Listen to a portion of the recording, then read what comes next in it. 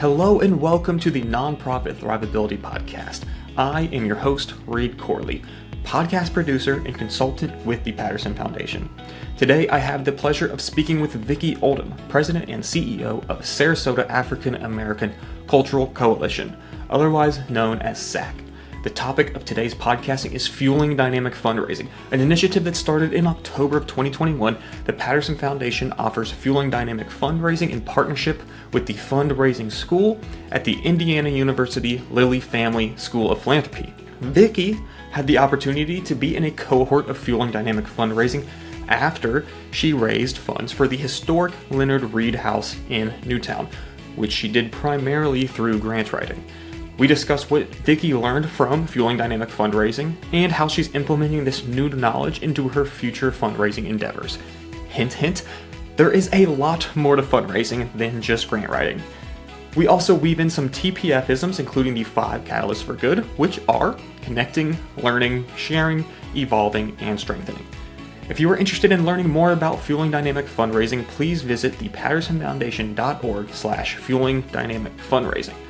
Without further ado, join me in welcoming Vickie Oldham. Alrighty, Vickie, thank you so much for joining us today. Let's start us off by just telling us a little bit about yourself and the Sarasota African American Cultural Coalition. Thank you so much for having me. I am President and CEO of what's lovingly called SAACC. We have opened a historic arts, culture, and history center in an historic house, the Reed House.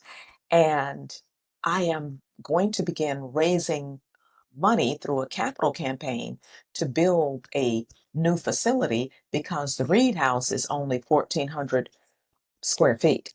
But we are having programs go on in there, and it's turning out to be a great space for, testing programs and seeing what works in the community. Say a proof of concept idea, if you will. I'm glad that things are starting to work out. And the reason we're talking today is because of your involvement with Fueling Dynamic Fundraising.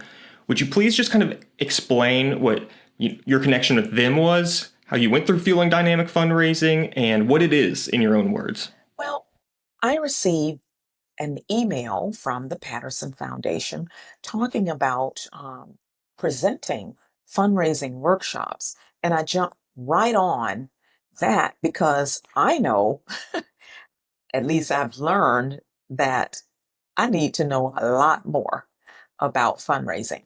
We have a lot of foundations here in Sarasota, and someone is always sending information about workshops.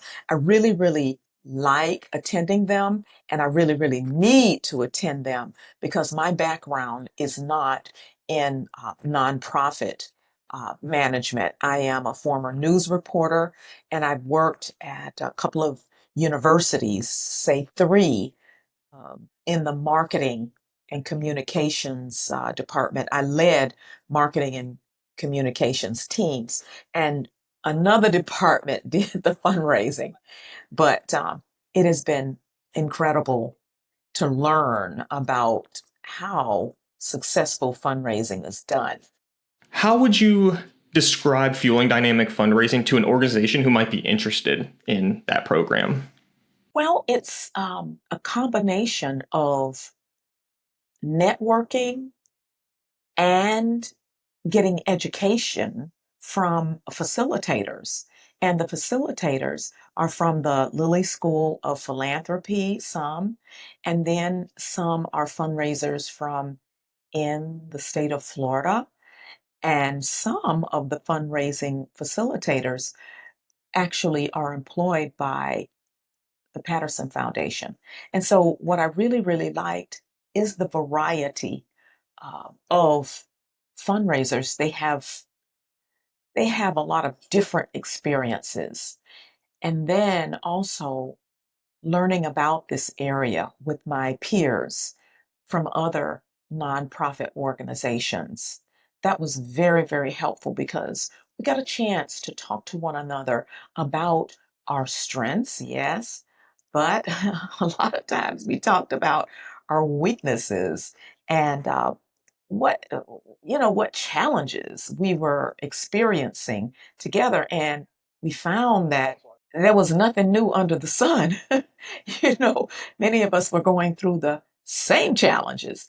Sometimes when you're out here, working with your own nonprofit, you feel like, well, I know I did, felt like sometimes you're on an island and there's nobody that really understands what it is that you're going through. But that workshop that I took helped me to understand that I was certainly not alone, and there were experts there to help me. And not only experts, but colleagues that were willing to help too. And so we all exchanged our contact information and we stay in touch. That's awesome. So, is this a one-time workshop? Is it an ongoing thing? It sounds like you're in a group setting with several other maybe nonprofit executives from the area. Would you mind getting in a little bit more detail of how the program is actually run, especially as a participant?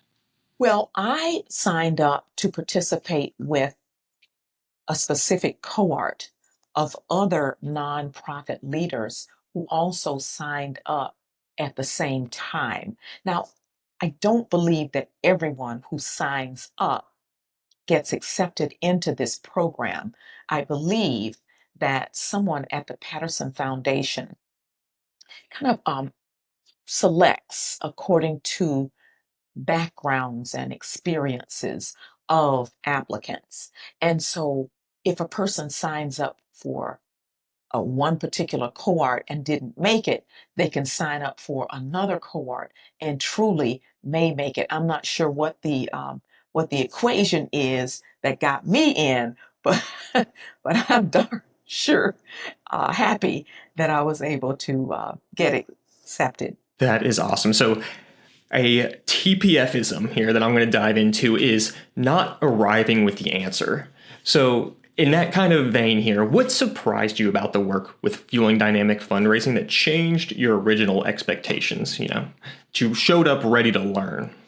Well, I learned more about the science of fundraising, and I cannot tell you, in all honesty, that I understood the science of it. I mean, there are a lot of different areas of fundraising, like grant writing, for instance, major gifts, legacy gifts, earned income, corporate sponsorships, and an annual fund, and developing a program for the annual fund. So all of these areas um, funnel into that general fundraising subject. And all of them kind of work together to help a person like me increase the number of the amount of money that we raise. That was a light bulb moment because, you know, as I said, my background is not in fundraising, and so I do run a small nonprofit, and I was basically running that nonprofit on grant writing, basically, just grant writing.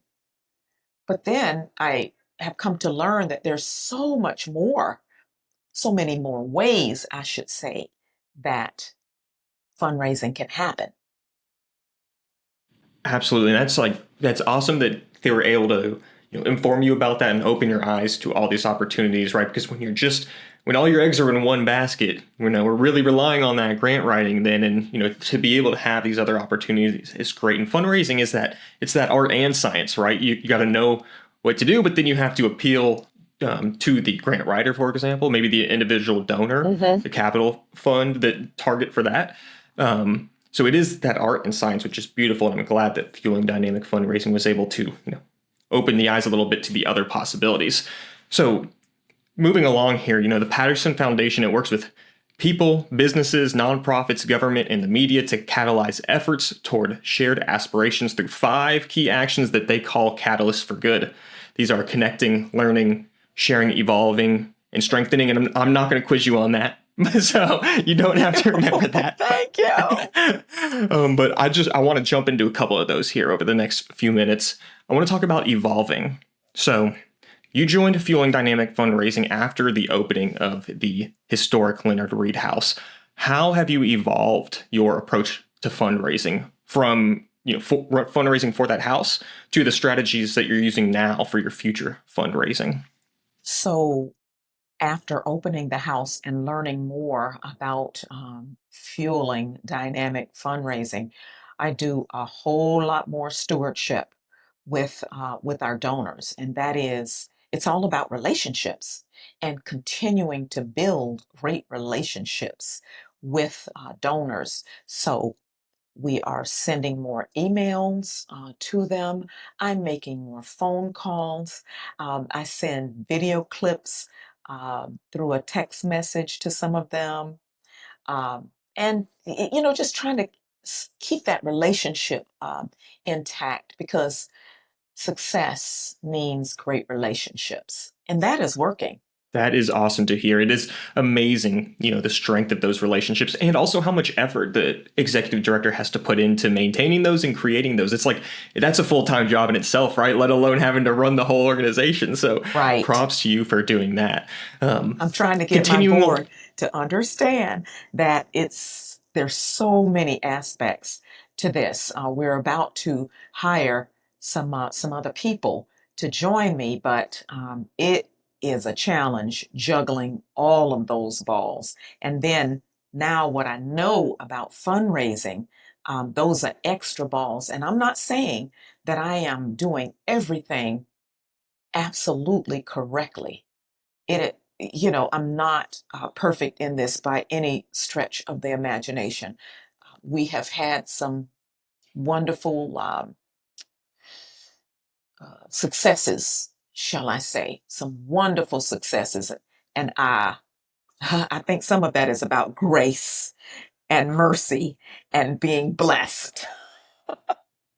Absolutely. Well, not everything is going to be a success, and you are really in that entrepreneurial lane right now, starting this organization really from the ground up, and getting the board on board, getting potentially hiring a couple people coming up. So that is awesome.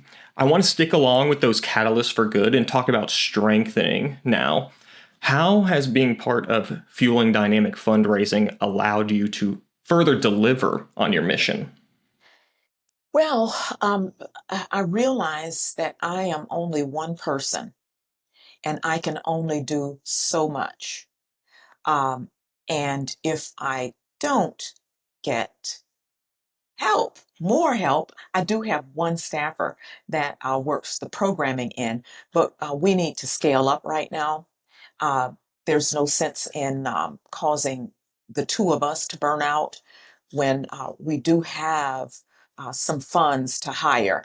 So that is what I'm going to do. So let's talk about learning. That's one of those 5 catalysts for good. What was the most important thing, the most impactful thing that you think you learned from attending that Fueling Dynamic Fundraising workshop? Well, from day one, the facilitator said that people want to help.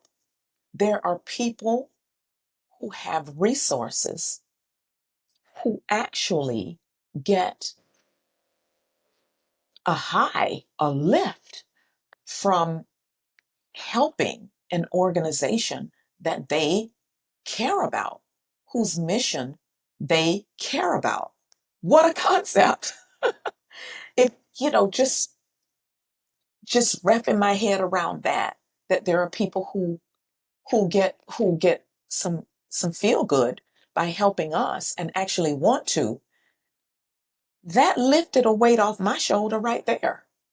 And I'm finding that to be true. People who are giving these reoccurring gifts every month, it's amazing. And sometimes they're very, very small, like $20, but it's $20 every month. And I feel like the people who are giving $20 are giving their best. But then it might be a foundation that gives 100,000 for the last 3 years. That has also helped us as well. So just to really understand that has helped. You're giving people an opportunity to support the organizations and the missions that they care about through, even letting them know that your organization exists. So it is a great opportunity for those people that do get joy out of helping, an organization out like yourself. I want to talk a little bit about the future, some of your upcoming projects. How has Fueling Dynamic Fundraising positioned you for success in the future when it comes to fundraising for those future projects and programs? Well, a future project is definitely going to be one of those scary fundraising dinners. I've never done one. I've attended a ton of them, and they look so beautiful and are executed flawlessly. I need to do some friend raising like that. So I'm talking with various people in the community to see who'd like to chair such an endeavor. I know that sometimes they don't raise a lot of money when you're starting out, and they absolutely are a drain on the resources, but they're necessary to bring more people into the fold. They get more eyeballs on the organization and what it is that we're doing. So it's so necessary. And that was talked about during one of our workshops. They're putting ideas in your head, potentially, or maybe you had an idea to do that and you're like, how do I execute it? And there's so many moving parts when it comes to putting on an event like that. Hopefully taking the information from this workshop, you'll be able to carry that and execute that flawlessly. I You imagine. bet. So You bet. But I won't be doing it. I won't be doing it alone. No, actually, there'll be a committee that's set up, and with a chair, and a chair will lead those committee members. I can't do it all by myself. Yeah, definitely. And no one can. These problems are bigger than any one person can solve, and that's why these board members are so helpful. That committee is going to be so helpful, and hopefully they can just come to you maybe for a couple questions, and you can send them on their way so they can do some of that heavy lifting, and then you guys can really raise some money over the course of the next couple of years. As you said, it takes a lot of resources up front, but it is an investment. Right. So, go ahead. Sorry. What I bring to the table is this. I've lived in Sarasota for many, many years, and I was born and reared here. And so I have a long list of contacts of people that I have met when I was a news reporter here. Uh, Believe it or not, it was so many, many years ago, but people still remember that work. And so we're going to just reach out to a lot of people here. That is awesome. I want to start winding this down here with a couple last questions. What is one thing that you think everyone should know about Fueling Dynamic Fundraising? Whether they're interested in the program or not. What do you think they should know? I think that everyone should know this. If you have not taken a fundraising workshop and think you know all there is to know about fundraising, think again. I thought that I was really, really doing it. But I learned that what I knew was just the tip of the iceberg. I needed to learn so much, much more. And also, I've learned that there's so much more that I need to learn. So at the end of our session, those in my cohort could apply to have one-on-one counseling with a consultant that the Patterson Foundation supplied.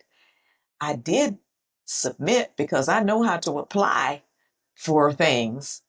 And I was blessed to be able to have um, Sarah, I forget Sarah Leonard, to work with on a one-on-one basis. And I just loved her gentleness and her understanding and the way she explained things in a very, very simple manner. It was just great. That is awesome. I have talked to Sarah a little bit. She is awesome. So good shout out to Sarah right there. And one last thing here. Is there anything else you would like to add about Fueling Dynamic Fundraising? Maybe even about SAACC itself or any of your future endeavors? Any final thoughts that you'd like to add? Well, I have been trying to get back into a workshop since that first one, but I was told that I needed to let some other people who had not taken the workshop to get in. But anytime that the Patterson Foundation is offering a workshop on any subject as it relates to uh, fundraising, they can count me in. And I also love the fact that they are connected to this Lilly uh, School of Philanthropy at Indiana University. I really want to take some of those certification courses and have even given thought to getting another degree, in addition to my undergrad degree and my master's degree, perhaps a degree in philanthropy and fundraising.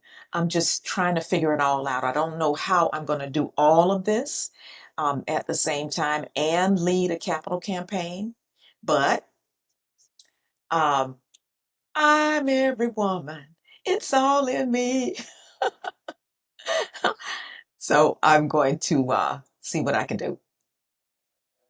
Well, that is awesome. What an endorsement. With your plate so full, you're like, if there's another workshop, I'm in. If I could take classes at the Lilly School of Philanthropy, I'm in. So that is what an endorsement. Yes. Vickie, it's been so great to talk to you today. Thank you for shedding a little light on Fueling Dynamic Fundraising. I really appreciate it. Thank you for your time, and we will talk to you soon. All right. Thank you so much, Reed. Thank you for listening to the Nonprofit Thrivability Podcast by Beyond the Blog. For more information, please visit thepattersonfoundation.org/beyondtheblog.